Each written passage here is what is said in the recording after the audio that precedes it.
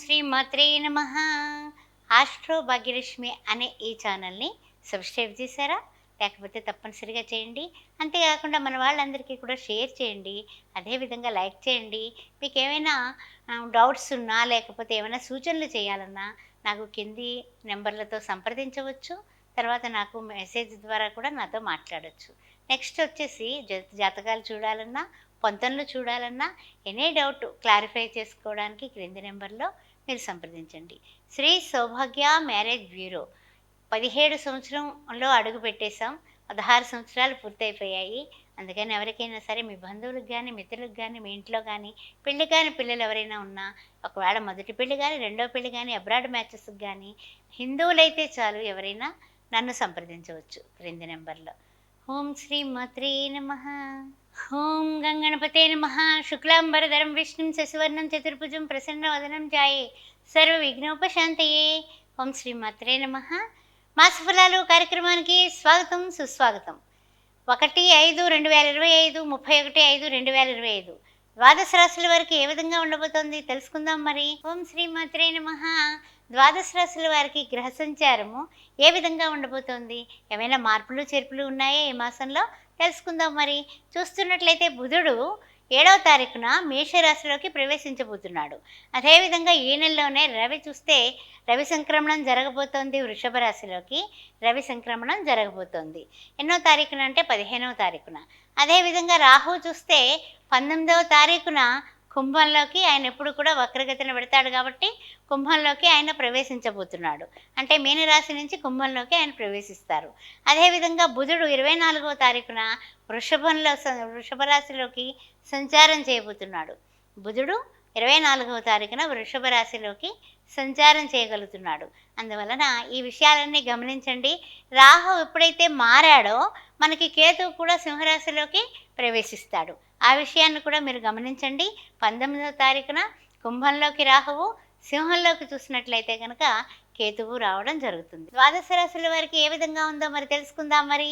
ఓం శ్రీ మాత్రే నమః. 1/5/2025 మే నెల. ఈ మే మాసంలో సింహరాశి వారికి ఏ విధంగా ఉండబోతోంది. ఈ సింహరాశి వారికి చూసినట్లయితే కనుక మఖా నక్షత్రం, తర్వాత పుబ్బా నక్షత్రం, ఆ తదుపరి ఉత్తర ప్రథమార్థం ఏ విధంగా ఉండబోతోంది సింహరాశి వారికి మాసఫలాలు కార్యక్రమంలో తెలుసుకుందాం మరి. చూస్తే ద్వితీయంలో కేతువు కనిపిస్తున్నాడు.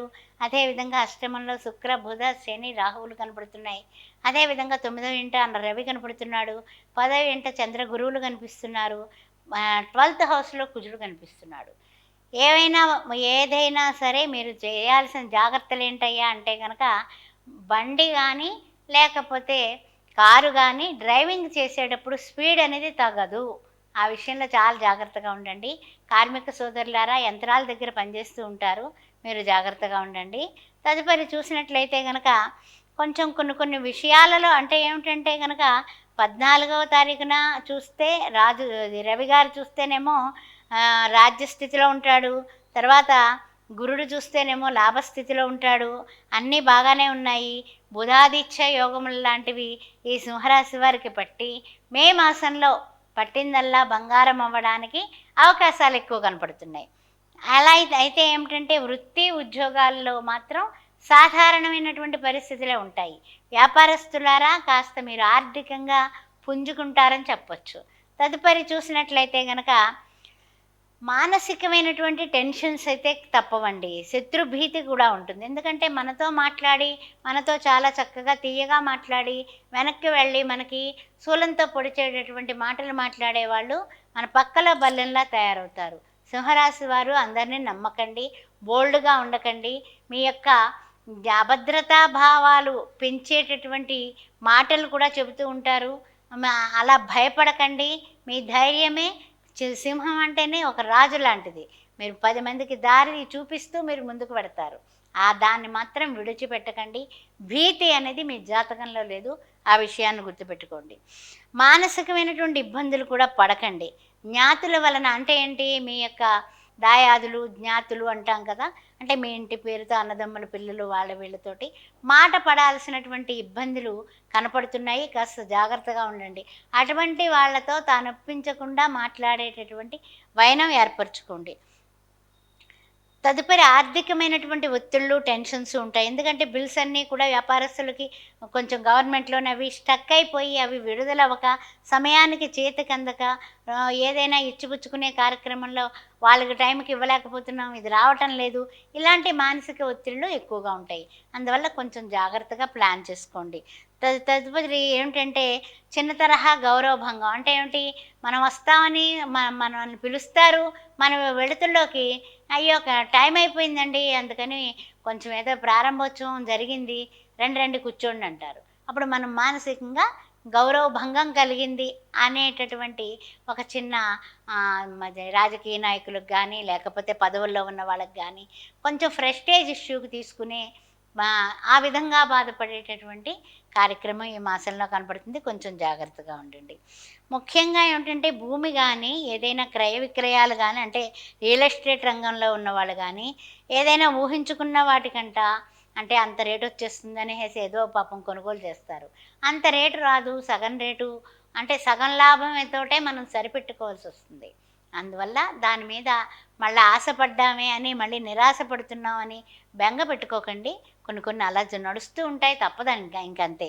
ఆ తదుపరి చూసినట్లయితే గనక కొంచెం బంధుమిత్రులంటి వాళ్ళు కొంచెం మాట సాయం, తర్వాతేంటంటే అన్ని విధాల సహకారం అన్నీ అందిస్తారు. అందువల్ల ఈ మాసంలో బంధువుల వలన, మిత్రుల వలన కూడా మీరు చక్కగా మాట సాయంగా, ఆర్థిక సాయంగా సహకారం అన్నీ పొందగలుగుతారు. తదుపరి ముఖ్యమైనటువంటి విషయం ఏమిటంటే, కొన్ని కొన్ని విషయాల్లో మనం మాట్లాడకపోయినా వాళ్ళు మన తరఫున మాట్లాడి, మన ఈ విజ్ఞత ఇంకాస్త పెరిగేలా చేయగలిగే కేపబిలిటీ వారికుంటుంది. ఆ విషయం గుర్తుపెట్టుకోండి. బంధువులతోటి, మిత్రులతోటి ఆత్మీయంగా ఉండండి.